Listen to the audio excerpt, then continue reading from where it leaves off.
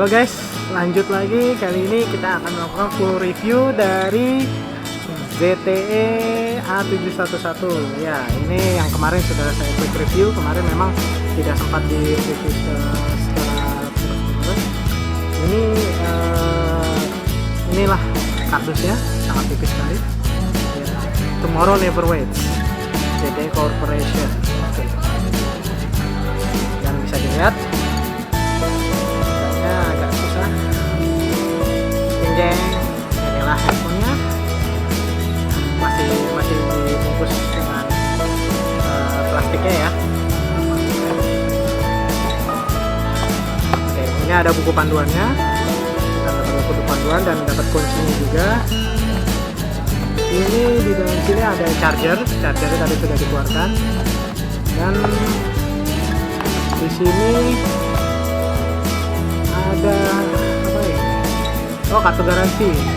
Ada kartu garansi. Kita nggak dapat hands free di sini ya, headset nggak dapat. Jadi kita hanya mendapatkan handphone dan charger saja serta kartu garansi. Oke. Lanjut kita mengetes. Tadi untuk kemarin sempat di review untuk aplikasi Antutunya benchmarknya, tapi ternyata hasil tidak memuaskan.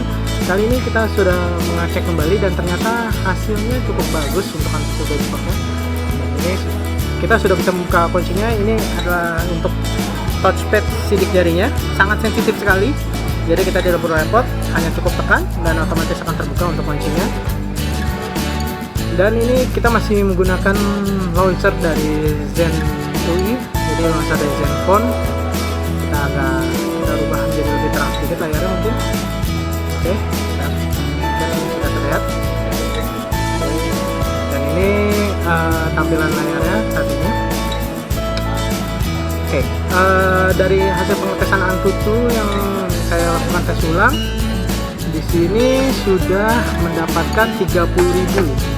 Jadi sudah berbeda karena untuk 3D-nya saat ini sudah terdeteksi. Mungkin kemarin sempat ada dari sistemnya atau dari aplikasi Antutunya sehingga tidak terdeteksi, dan cukup bagus untuk hasil tes ini.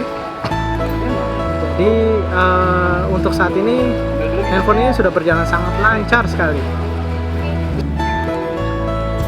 Oke, untuk spesifikasinya sendiri saat ini untuk layarnya adalah 5,5 inch ya, cukup besar untuk handphone yang saat ini. Dan ini memang handphone agak besar ya kalau apabila hanya untuk masuk ke dalam kantong. Jadi tapi masih enak digenggam, dan kalau bisa dilihat sangat tipis sekali handphonenya dibandingkan dengan Zenfone. Dibandingkan Infinix saja ini sangat berbeda sekali untuk tampilannya. Karena ini memang handphone yang sangat tipis. Lanjut untuk kamera. Untuk kamera di sini kamera depan dibekali dengan 5 megapiksel. Bisa dilihat sangat jernih dan sangat terang, dan memang mendukung zoom juga. Dan untuk kamera depannya sendiri di sini adalah 13 megapiksel, mendukung fitur HD, dan memang bisa dilihat juga untuk hasil kameranya sangat tajam sekali. Mungkin bisa kita ambil foto. Oke. Kita coba juga untuk kamera depannya.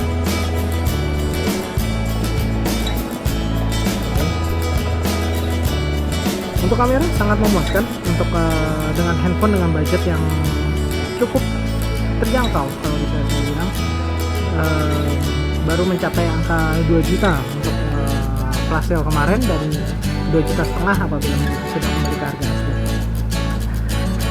Selain itu di sini juga sudah mendukung jaringan 4G LTE, tentunya akan mendapatkan lebih cepat. Teman, saat ini kita menggunakan WiFi. Dan prosesor sendiri sudah menggunakan Qualcomm Snapdragon 64 bit. Tentunya ini membantu untuk prosesnya agar lebih cepat. Dan apa lagi ya? Handphone ini sangat bagus. Oh ya, satu hal. Di sini karena menggunakan unibody untuk baterai dan casing menjadi satu. Dan untuk SIM cardnya sendiri ini harus menggunakan pin untuk mengeluarkannya. Dan apabila kita lihat nanti di dalamnya memang ada 2 slot SIM card, tapi satu slot digunakan untuk micro SD. Jadi apabila ingin menggunakan dua SIM card maka tidak bisa menggunakan micro SD, dan SIM card yang digunakan juga adalah nano SIM, jadi tidak bukan micro SIM ataupun bukan SIM card biasa. Oke, sembari kita menunggu untuk saat ini sedang mendownload game untuk kita install, kita bahas baterainya. Baterainya adalah 3000 mAh, dan kalau kita lihat di sini untuk baterainya sendiri bisa mencapai 15 jam untuk kondisi saat ini 89%. Dan kalau kita lihat dari grafiknya, kemungkinan untuk penggunaan normal ini kurang lebih bisa mencapai 18 jam. Cukup bagus dan cukup tinggi untuk handphone saat ini, terutama untuk layar yang cukup besar dan terang ya kalau menurut saya.